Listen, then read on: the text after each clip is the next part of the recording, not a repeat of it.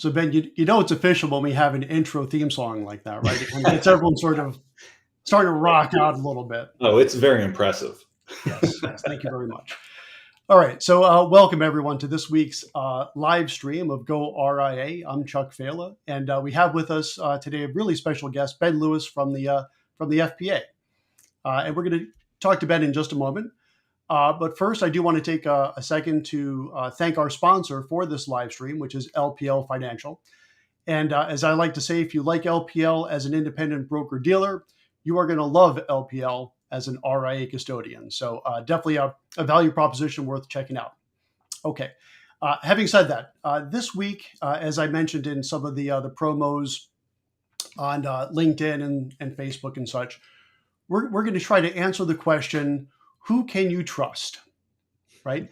The age-old question, who can you trust? So if you're watching this, you're probably thinking about going RIA, and there's no shortage of opinions on if you should do it, how you should do it, what tech stack you should have, should you buy in, not buy in, but tuck in, should you build your own, all these different things. So what are your resources, right? Well, recruiters, for sure.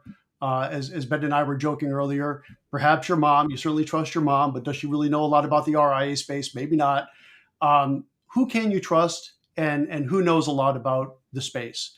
And what I would say the best resource out there, perhaps second only to goRIA, powered by Investment News, of course, joking aside and self-promotion aside, are other advisors, right? So if you're looking to make that break to the RIA space, kidding aside, one of the best resources you have is to talk to other advisors. Talk to advisors that have gone RIA.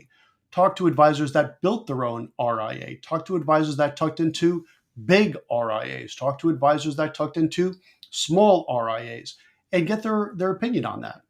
So that might leave a question, and this is obviously a good segue into talking with Ben some, is where do you find these advisors, right? So if you're kind of a one-person shop, you may not have a lot of relationships with advisors. I know that was the case back when I was at Raymond James, and I ran a branch of one. So there wasn't a whole lot of collaboration within my branch. And that brings us here to Ben. So I have found over the years, and I've been doing this for almost 30 years now, one of the best resources out there to connect with other advisors, to talk about going RIA, to talk about planning items, to talk about tax items, would be something like the Financial Planning Association, of which I'm a board member myself here in Connecticut. And that brings us to Ben. Ben, welcome to this week's live stream. Thanks for joining us. It's great to be with you, Chuck. All right. So maybe if you could kick us off a little bit, what have you seen? You've been with the FPA now for about a decade. Mm-hmm. What are some resources that advisors are taking advantage of? And probably networking is right up there. What do you see? Yeah, I mean, at the end of the day, the Financial Planning Association is really committed to 4 primary areas of value. So it's practice support, learning, advocacy, and networking. Now, through the years, what I've really come to learn is that community is really at the heart of what this association is all about. It's really what's driving the association. It's really what is really, I think, more intimately connecting people to what the association is about and the role that it actually plays. And so, as you know, Chuck, I mean, our membership is very diverse, and not just in terms of demographics, but also in terms of compensation model, compensation structures, business models, and so on. So you have an opportunity to really kind of plug in to a lot of diverse perspectives in terms of how people are operating, what they're doing in their practices. Again, whether they're a sole practitioner who's working out of their home, or they're part of a larger, more ensemble type firm, or even to a $1 billion firm, you kind of have all that here at FPA. And so through the association, there's a lot of opportunities for people to actually create those connections and feel that sense of community. So everything from our national chapter network, we've got 77 chapters across the country and 2 state councils, one in California, one in Florida. And these provide a local connection where you can actually get together and learn with and share with other advisors and planners right in your own backyard. Obviously, we have our national events. Like, you're going to be coming out to our annual conference here at the end of September, Chuck. Yep. And our annual conference is what we like to call the big show in financial planning. And it's an opportunity to actually meet with planners from across the country, people who you wouldn't typically get to see up close and personal, but in a setting where it's really kind of conducive to kind of creating that sense of community. And then we have online communities, our Knowledge Circle program, 15 different designated communities around specific topics and demographics. So you can really kind of have an opportunity to connect with other planners with around special areas of interest that are more important to you and that you have real personal passions in. So yeah, there's a lot of opportunity through FPA that our members are taking advantage of for actually creating those connections and having that sense of community. Absolutely. And I certainly have gotten a lot out of it over the years. And, I was at a national conference. It was before COVID. So this may be going back about 4 years. Mm-hmm. And it was actually the first national conference for the FPA that I went to. And it was great. I went to the sessions. The sessions were fantastic, period. But what I really got out of that was everything between the sessions, right? Yep. The lunches, the beers afterwards. Those were some of the best conversations, the most meaningful conversations. And this is really what I'm getting at. When you're in a presentation, you're hearing kind of, and I don't mean this in a real bad way, but kind of a canned presentation, right? So the speaker is talking about what he or she is going to talk about, and that's cool. And it's going to be essentially tailored for the masses.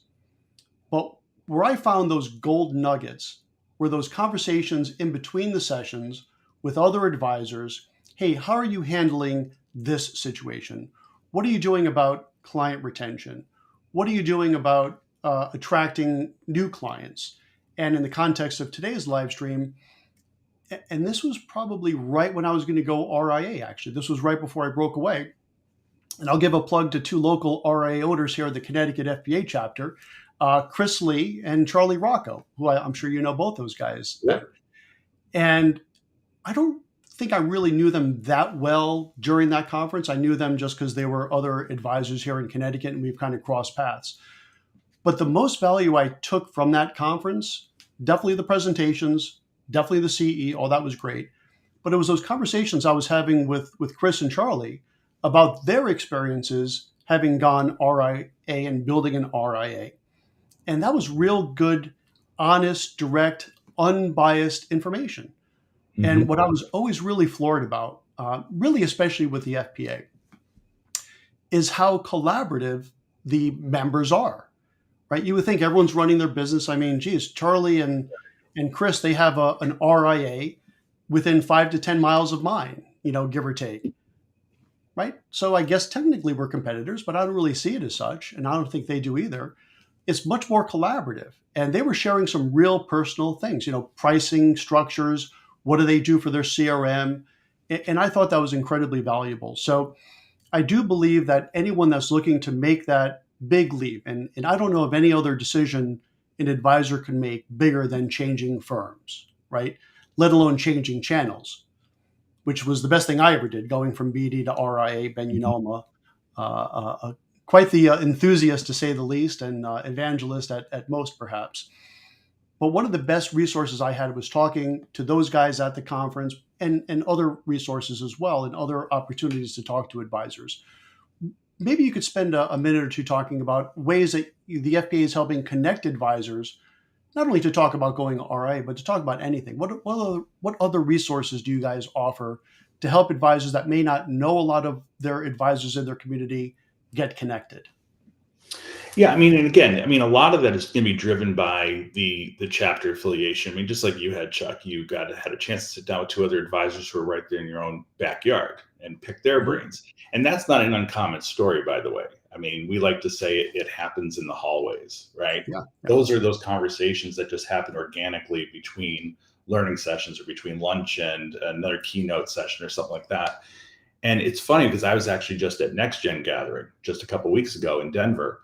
And you hear the stories about these, really impressive young professionals who are really taking this profession kind of on their shoulders and to kind of move it forward.